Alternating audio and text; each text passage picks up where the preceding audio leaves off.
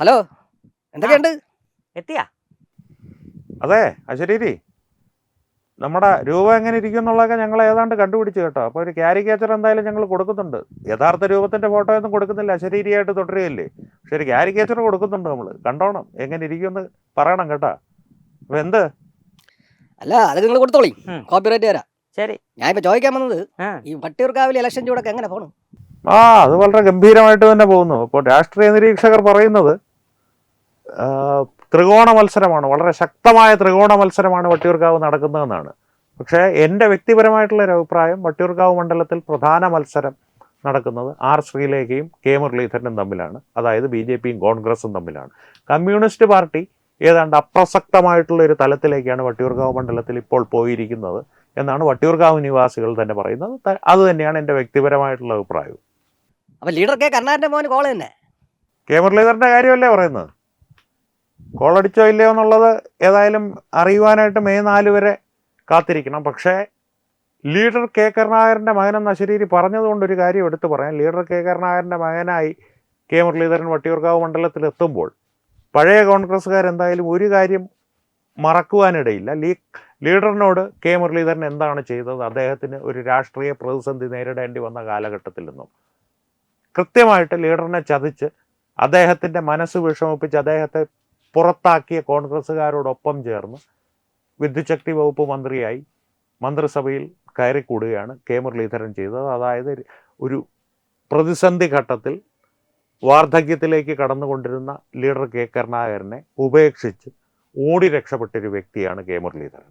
ആ ഓടി രക്ഷപ്പെടലിൻ്റെ ചരിത്രം വട്ടിയൂർക്കാവ് മണ്ഡലത്തിൻ്റെ കാര്യത്തിലും കെ മുരളീധരൻ തുടർന്നിട്ടുണ്ട്. കാര്യമെന്ന് വെച്ചാൽ അപ്പുപ്പൻ താടി പോലെ മണ്ഡലങ്ങളിൽ നിന്ന് മണ്ഡലങ്ങളിലേക്ക് പറന്ന് ഒരു ചാവേർ എന്നുള്ളൊരു പ്രതിച്ഛായ സൃഷ്ടിച്ച് എന്നാൽ സുരക്ഷിത മണ്ഡലങ്ങൾ തേടി കേരളമൊട്ടാകെ ഇങ്ങനെ പറന്ന് നടന്നത്. നിയമസഭാ തിരഞ്ഞെടുപ്പായാലും ലോക്സഭാ തിരഞ്ഞെടുപ്പായാലും മണ്ഡലങ്ങളിൽ നിന്ന് മണ്ഡലങ്ങളിലേക്ക് പറന്ന് നടക്കുന്ന മുൻകാല കരുണാകരൻ്റെ അടുത്ത് നിന്ന് ഓടി രക്ഷപ്പെട്ട, അദ്ദേഹത്തെ വഞ്ചിച്ച് ഓടി രക്ഷപ്പെട്ട ഒരു ചരിത്രം മുരളീധരൻ ഇപ്പോഴും മണ്ഡലം മാറ്റത്തിൻ്റെ കാര്യത്തിലും തുടരുന്നുണ്ട് എന്നാണ് കോൺഗ്രസ്സുകാർ തന്നെ പറയുന്നത്. അതും മുൻകാല ആദ്യകാല കോൺഗ്രസ് പ്രവർത്തകർ, മുരളീധരനേക്കാളും പ്രവർത്തന പരിചയമുള്ള കോൺഗ്രസ്സുകാർ പറയുന്നത് ആ ഒരു പ്രതിച്ഛായ തന്നെ ജെൻസിയുടെ ഇടയിലും കോൺഗ്രസ്സിനുണ്ട്. അതായത് പുതുമുഖ വോട്ടർമാരുടെ ഇടയിലും മുരളീധരനുണ്ട്. കരുണാകരനെ ഉപേക്ഷിച്ച് ഓടിപ്പോയ ആളെന്നുള്ളതല്ല, മണ്ഡലം ഉപേക്ഷിച്ച് ഓടിപ്പോകുവാൻ സാധ്യതയുള്ള ഒരാൾ എന്നുള്ളൊരു പ്രതിച്ഛായ മുരളീധരനെ സംബന്ധിച്ച് മണ്ഡലം ആകെ നിലനിൽക്കുന്നുണ്ട്.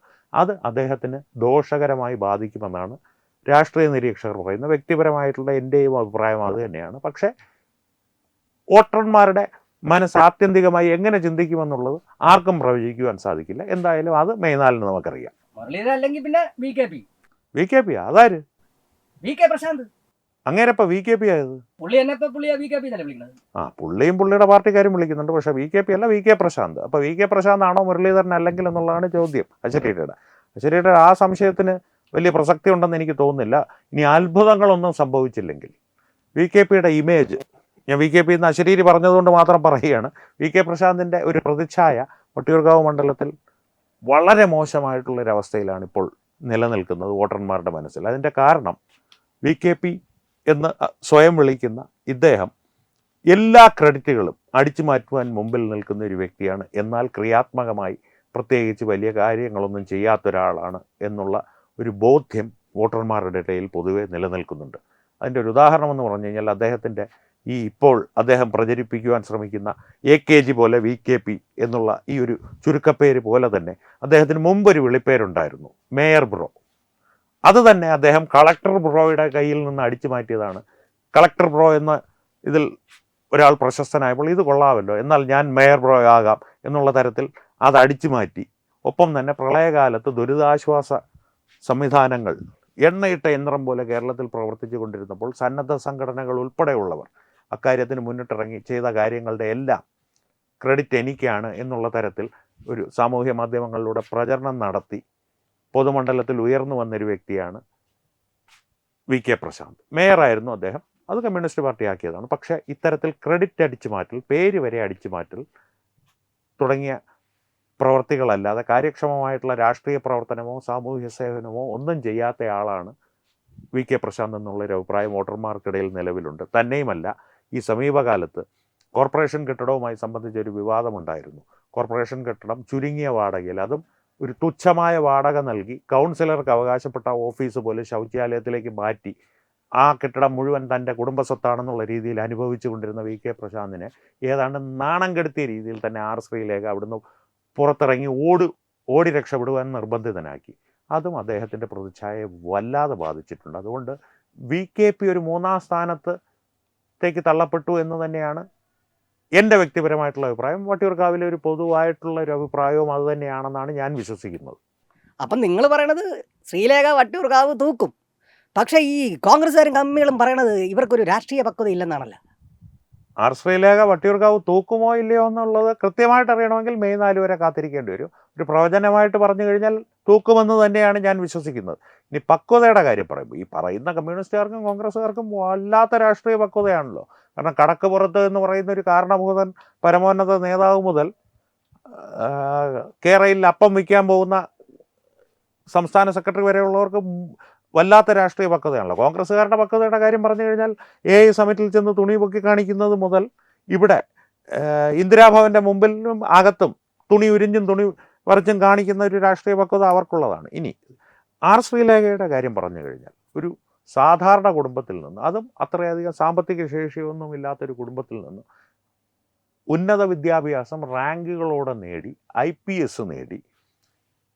IPS പദവിയിൽ കേരളത്തിൽ പ്രവർത്തിച്ച്, അതും എങ്ങനെ പ്രവർത്തിച്ച്, കാര്യക്ഷമതയോടെ പ്രവർത്തിച്ച് DGP ആയി വിരമിച്ച ആർ ശ്രീലേഖയ്ക്കില്ലാത്ത ഭരണപരിചയം ഇവിടെ ആർക്കാണുള്ളത്? കെ മുരളീധരനോ? മണ്ഡലങ്ങളിൽ നിന്ന് മണ്ഡലങ്ങളിലേക്ക് അപ്പുപന്താടി പോലെ പാറി നടക്കുന്ന കെ മുരളീധരനോ? അതോ മറ്റുള്ളവർ ചെയ്ത നല്ല കാര്യങ്ങളുടെ ക്രെഡിറ്റ് സ്വന്തം പേരിലാക്കിയെടുക്കുന്ന മേയർ ബ്രോയ്ക്കോ? അതും കളക്ടർ ബ്രോയുടെ ഒരു ചീപ്പ് ഇമിറ്റേഷൻ എന്നൊക്കെ പറയുന്ന പോലെ ഒരു വില കുറഞ്ഞ അനുകരണമായിട്ടുള്ള മേയർ ബ്രോയ്ക്കോ? ഇതൊന്നും ആണെന്ന് എനിക്ക് തോന്നുന്നില്ല. പക്ഷേ രാഷ്ട്രീയ പക്വത എന്നുള്ളൊരു ആരോപണം, രാഷ്ട്രീയ പക്വത ഇല്ലായ്മ എന്നുള്ളൊരു ആരോപണം കോൺഗ്രസ്സുകാരും കമ്മ്യൂണിസ്റ്റുകാരും ആർ ശ്രീലേഖയ്ക്കെതിരെ ഉന്നയിക്കുന്നതിൻ്റെ ഒരു കാരണമുണ്ട്. അത് ഞാൻ നേരത്തെ പറഞ്ഞതുപോലെ അവരുടെ ഉള്ളിലുള്ളൊരു പേടിയാണ്. കാരണം അശരീരി ചോദിച്ചതുപോലെ വട്ടിയൂർക്കാവ് ശ്രീലേഖ തൂക്കുമോ? വട്ടിയൂർക്കാവ് ശ്രീലേഖ തദ്ദേശ സ്വയംഭരണ സ്ഥാപനത്തിലേക്ക് നടന്ന തിരഞ്ഞെടുപ്പിൽ തൂക്കിയിരുന്നു. ഇനിയും ചിലപ്പോൾ നിയമസഭാ തിരഞ്ഞെടുപ്പിലും അവർ വട്ടിയൂർക്കാവ് തൂക്കുമോ എന്നുള്ളൊരു പേടി കോൺഗ്രസ്സുകാരെയും കമ്മ്യൂണിസ്റ്റുകാരെയും വല്ലാണ്ട് ബാധിച്ചിട്ടുണ്ട്. അത് പ്രത്യേകിച്ച് കമ്മ്യൂണിസ്റ്റുകാരെ. അതിൻ്റെ കാരണം വി കെ പി ഉണ്ടല്ലോ, വി കെ പി, നമ്മുടെ AKG പോലെ തന്നെ ഞാൻ വി കെ പി ആണെന്ന് സ്വയം പറഞ്ഞുകൊണ്ട് നടക്കുന്ന വി കെ പ്രശാന്ത്, അദ്ദേഹം സ്വന്തം പ്രതിച്ഛായയ്ക്ക് ഉണ്ടാക്കിയിരിക്കുന്ന ഒരു മങ്ങലുണ്ടല്ലോ, അത് വളരെ അപകടകരമായിട്ടുള്ളൊരു മങ്ങലാണ്. അത് ഏതാണ്ട് കരിവാരി പൂശിയതുപോലുള്ള ഒരു മങ്ങലായിപ്പോയി എന്ന് കമ്മ്യൂണിസ്റ്റുകാർക്ക് തന്നെ ഒരു ധാരണയുണ്ട്. അതുകൊണ്ട് ഈ പ്രചരണത്തിന് അവരാണ് മുൻപിൽ നിൽക്കുന്നത്. കോൺഗ്രസ്സുകാരും ഈ പറയുന്ന പോലെ വാഴയ്ക്ക് നനയ്ക്കുമ്പോൾ ചീരയ്ക്ക് നനയട്ടെ എന്നുള്ളതുപോലെ ഈ ആരോപണങ്ങൾക്ക് വേണ്ടിയിട്ട് കമ്മ്യൂണിസ്റ്റുകാരുടെ പിന്നിൽ തന്നെ ശക്തമായിട്ടുണ്ട്. അതുകൊണ്ട് ഈ ആരോപണത്തിലൊന്നും വലിയ കാര്യമില്ല. എന്തായാലും വട്ടിയൂർക്കാവ് തൂക്കുമോ എന്നുള്ളത് നമുക്ക് മെയ് 4 കാണാം. ഇനി ഒരുപാട് ചോദ്യങ്ങൾ ചോദിക്കാനുണ്ട്, സമയമില്ല, നാളെ കാണാം. ശരിയെന്നാ. HIV അണുബാധ സന്തോഷപൂർണമായ ഒരു ജീവിതത്തിന് തടസ്സമല്ല. HIV അണുബാധയ്ക്ക് ഫലപ്രദമായ ചികിത്സ ഇന്ന് ലഭ്യമാണ്. ഇതിന് യഥാസമയം അണുബാധ കണ്ടെത്തുന്നതും കാലേക്കൂട്ടി ചികിത്സ നടത്തേണ്ടതും അത്യാവശ്യമാണ്. സൗജന്യമായ ചികിത്സയും മാർഗനിർദ്ദേശങ്ങളും സർക്കാർ ആശുപത്രികളിലെ ART അഥവാ ഉഷസ് കേന്ദ്രങ്ങളിൽ ലഭ്യമാണ്. ആരോഗ്യ സംരക്ഷണം ഓരോരുത്തരുടെയും ഉത്തരവാദിത്തമാണ്.